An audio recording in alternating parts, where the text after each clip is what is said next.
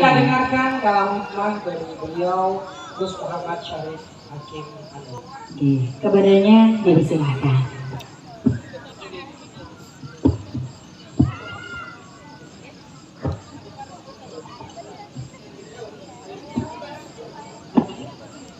Assalamualaikum warahmatullahi wabarakatuh. Waalaikumsalam warahmatullahi wabarakatuh. Alhamdulillah, wassalatu wassalamu ala rasulillah Sayyidina Maulana Muhammad bin Abdillah wa ala alihi wa sahbihi wa wala. Amma ba'dah, Rabbi syrahli sadri wa yassirli amri wahlul 'uqdatam min lisani yafqahu qawli. Amma ba'du, yang sama-sama kita hormati para pengurus GP Ansor Kota Kediri, khususnya ketua kita bersama yaitu Gus Izul Maula Diyaullah, yang mana beliau adalah kakak sepupu saya. Semoga beliau diparingi panjang umur, billah, amin ya rabbal alamin. Tambah banyak guys rezekinya. Ini Mbak Nana ini saya calling nanti. Beliau insya Allah termasuk orang yang ahli tauhid gitu ya. Ahli tauhid, jadi nggak mungkin istrinya lebih dari satu ahli tauhid. Setia Kak Gus ya. Alhamdulillah. Yang kami hormati adalah penggembira kita Gus Sodik. Alhamdulillah Gus Sodik. Jadi masuk Ansor itu langsung tambah gelarnya itu Gus Sodik ini. Ini gelar dari Gus Izul ini. Nanti perlu diserahkan nanti ya, videokan ada penyerahan untuk tambahan label Gus Sodik. Alhamdulillah. Karena beliau itu juga agak tua, cuma lewatnya lagu-lagu itu. Yang paling saya hafal itu lagu apa? Oplosan itu. Tutupan botolmu lah itu. Luar biasa itu. Itu nggak bisa Gus Izul suruh nyanyi gitu, sulit itu, nggak masuk itu. Nanti Cak Sodik nanti saya minta nyanyi itulah. Kalau bisa Pak Cak Sodik, Gus Sodik, maaf Gus Sodik. Ya kayak hormat juga Neng Lia dari Surabaya, Masya Allah, ini cerah semua. Panggungnya jadi cerah semua gara-gara Neng Lia ini. Semoga panjang umur kita hatilah, ya afiat, amin ya rabbal alamin. Juga dari BPJS Bapak Eci, Bapak Acai, Bapak Acai. Ya semoga kita diparingi sehat juga semua. Amin amin. BPJS itu solusi terakhir. Oh iya. Jadi kita tetap bisa mencegah harusnya gitu. Jangan sampai sakit lah di musim yang enggak enak ini, memang lagi di mana-mana sakit lagi melanda. Ya semoga kita tetap sehat walafiat. Amin. Walaupun sakit itu benar-benar takdir dari Gusti Allah.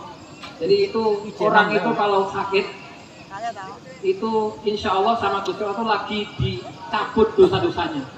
Jadi lagi di dosa-dosanya itu orang lagi sakit itu lagi diperes, lagi dihilangkan. Nah, semoga yang sakit-sakit semoga disembuhkan dan dihilangkan dosa-dosanya. Ada Mas tenaga kerja kan dia nom. Mas Doni mendampingi gitu, mendampingi Neng Lia.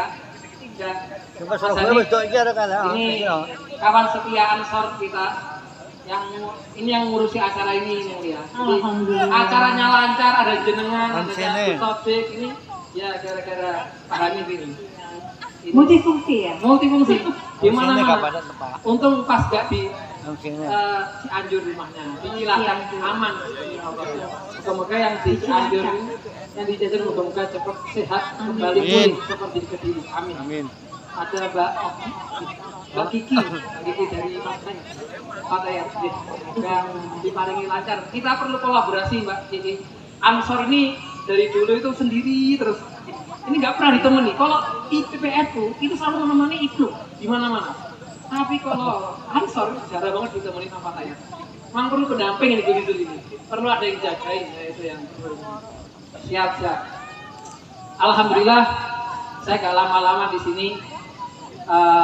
Saya tadi lumayan terharu dengan lagu-lagunya Gus Sodik tentang tadi bagaimana kita lagi mendalami terkait keadaan alam sekarang ini yang tidak menentu, yang tidak jelas. Moga-moga walaupun di zaman yang akhir zaman seperti ini yang semuanya belum jelas kayak gimana, memang ekonomi lagi tidak enak, kemudian kesehatan juga banyak yang sangat banyak yang sakit-sakit, kemudian geopolitik sosial di mana-mana juga nggak enak, bencana ada di mana-mana. Moga-moga kita termasuk orang-orang yang diselamatkan oleh Allah Subhanahu wa Ta'ala. Kita ini, saya ingat cerita-cerita kita ini, yang penting itu sebisa mungkin ya. Bagaimanapun dosa kita, bagaimanapun kelakuan kita sebisa mungkin bisa membuat mengharukan Gusti Allah Subhanahu wa Ta'ala. Jadi orang itu masuk surga. Orang itu masuk surga itu bukan karena amalnya, muhal. Karena apa? Kalau amalnya dia bisa bikin masuk surga, maka yang namanya nikmat Allah yang diberikan ke kita itu tidak ada bandingannya. Ini mata kecil, berapa diameternya itu, berapa senti, berapa mili, mata ini kami bisa melihat dunia yang sebesar ini. Itu rahmat dari Gusti Allah. Lah ini kok diukur dengan amal kita, jelas sangat gak ada apa-apa. Sholat yo pas dingin, kadang yo iling pas iling tak wae, kadang yo ninggalin.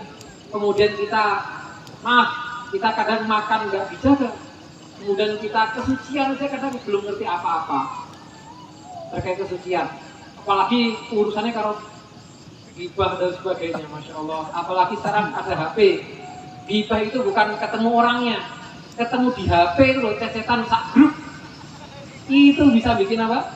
Gibah, masya Allah. Kita tuh dosanya banyak sekali.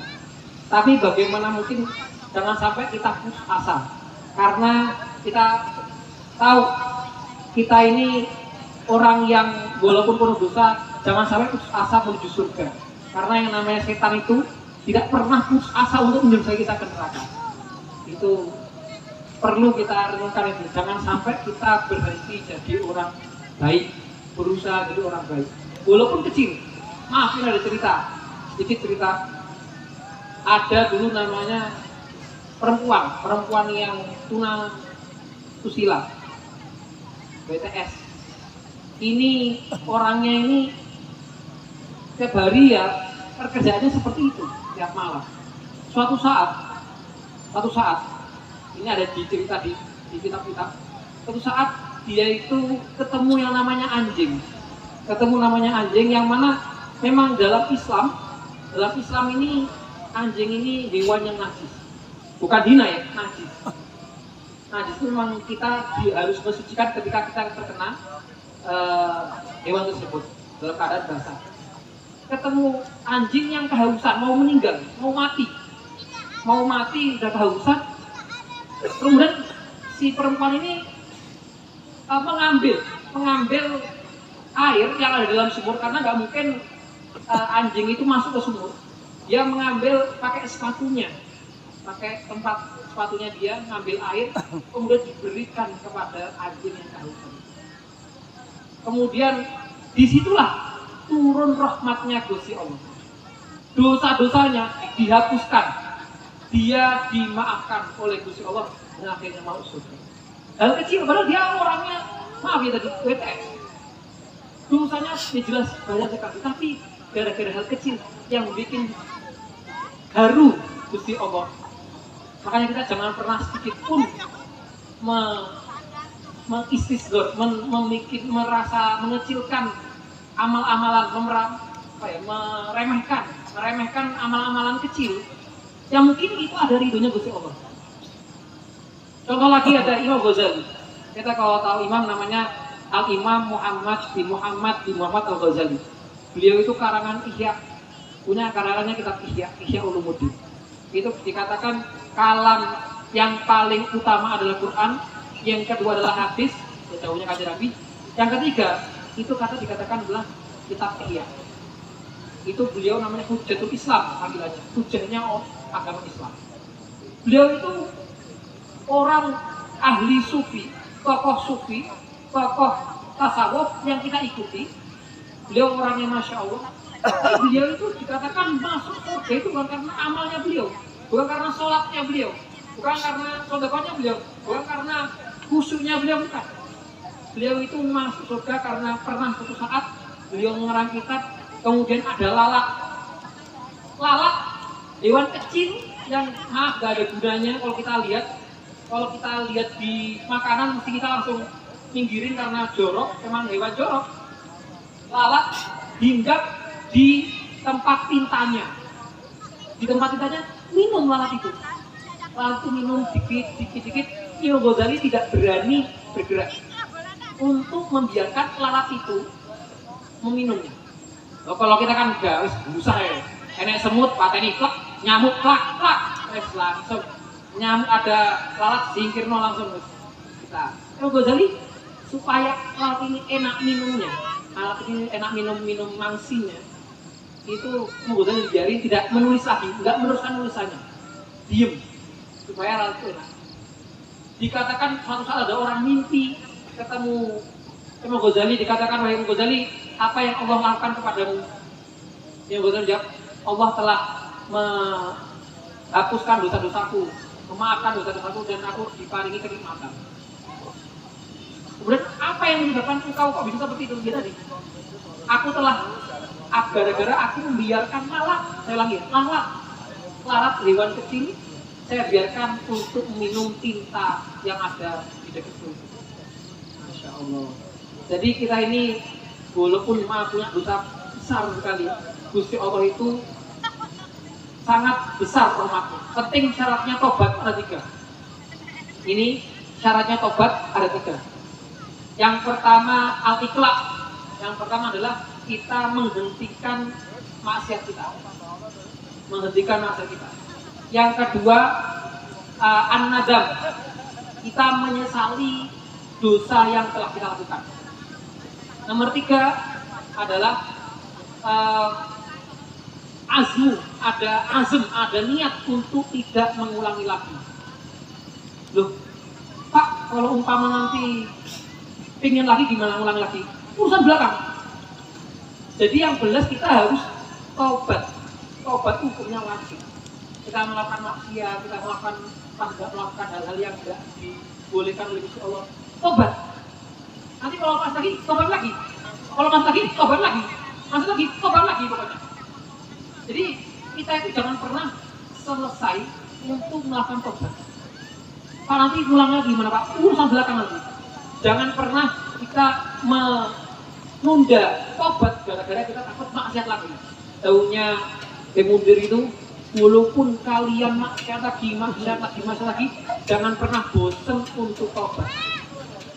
Biar nanti lama-lama maksiatnya sing bosan. Sampai seperti itu. Itu moga-moga kita juga termasuk bisa jadi orang yang tobat. Amin ya rabbal alamin. Kita juga selama umatnya Kanjeng Muhammad SAW itu paling enak-enaknya umat. Selama dikatakan malam yugorgir, selama belum nazak, selama nyawa masih ada di dalam diri kita masih boleh tobat. Kalau zaman dulu kalau azab itu sudah ada, azab sudah datang, maka tidak adakan tobat. Contohnya Fir'aun itu sebenarnya ketika tenggelam di laut, Fir'aun itu sudah ingin tobat, tapi karena azab Gusti Allah sudah turun, maka ini diputus sama malaikat itu diputus omongannya, dimasukin yang namanya rumput laut, menang, wayai kaiso tobat. Tapi kalau kita umat Nabi Muhammad SAW, selama masih ada nafas, maka kita masih bisa untuk tobat. Contoh lagi, kaum Nabi Lut itu yang sekarang lagi geger yang namanya apa? LGBT. Naudzubillah dari jangan sampai kita ada kaum LGBT itu belum meninggal, belum mati, itu sudah diadab. Dan ketika dia nggak bisa tobat, ya Allah saya kembali lagi, saya tobat, saya nggak mau ngelakuin lagi, tidak bisa, karena sudah diputus. Kalau maka jadi nggak ada azab. Enaknya kita ini. Dan banyak sekali umat-umat zaman dulu yang sangat tidak enak, yang mana nggak bisa dirasakan oleh orang-orang seperti kita ini. kita ini contohnya lagi ceritanya kaumnya Nabi Musa. Setiap kaumnya Nabi Musa itu melakukan maksiat, itu di depan rumahnya, kalau ini sekarang di bio Instagramnya itu ada tulisan, aku malam ini maksiat. Aku malam ini maksiat. Jadi malamnya maksiat, besoknya di depan rumah itu tulisan, hari ini bapak ini maksiat, hari ini bapak ini maksiat. Orang semua tahu, yang setiap lewat rumahnya tahu. Jadi kok ada orang lagi maksiat, besok paginya itu pasti ada pengumuman di depan rumah-rumah. Orang ini maksiat. Kalau kita kan enggak, ketika kita maksiat, Allah nutupi. Jangan sampai kita ini mengulang lagi. Itu harapannya. Jangan malah, maaf ya, ada orang maksiat malah, oke, terus. Malah disebarkan di medsos. Alhamdulillah, saya baru minum. Alhamdulillah, saya baru naudzubillah zina. Jangan pernah menyebar maksiat. Jadi jangan pede, jangan itu yang nggak boleh. Maksiat tobat. Semoga kita diparingi tobat oleh Gusti Allah. Amin. Ya Allah, kemudian moga-moga orang yang di Cianjur, moga-moga juga diparingi Allah kalau dari kunjung tadi pengganti yang lebih baik. Amin ya rabbal alamin. Semoga di Kediri juga paringi aman. Amin. Tidak diparingi musibah-musibah yang berat. Amin. Walaupun ada musibah dari Gusti Allah, kita patut untuk menerimanya semata-mata moga-moga itu adalah memang lagi Allah cinta sama kita, Allah lagi menghilangkan dosa-dosa kita. Amin ya rabbal alamin. Mungkin itu saja yang bisa kami sampaikan. Ingat yang namanya masa lalu itu adalah masa lalu. Hari ini adalah kita harus maksimalkan itu. Yang masa lalu lupakan. Masa lalu lupakan, hari ini kita optimalkan. Masa depan adalah harapan. Jadi jangan sampai kita ini masa depannya kita pupus, gak ada kata telat untuk taubat. Mungkin itu yang disampaikan. Saya mohon maaf pada panjenengan semua mungkin mengganggu jauh-jauhnya Gus Sodik. Ini yang perlu kita nanti dengarkan. Masya Allah. Ini Gus Sodik ini mengajak farhah, mengajak kebahagiaan di dunia. Moga-moga kita juga dibahagiakan juga di akhirat. Amin ya rabbal alamin. Amin. Assalamualaikum warahmatullahi wabarakatuh. Waalaikumsalam warahmatullahi wabarakatuh. Alhamdulillah apa yang beliau dahulukan begitu mantap di hati ya. Mancep ya, mancep.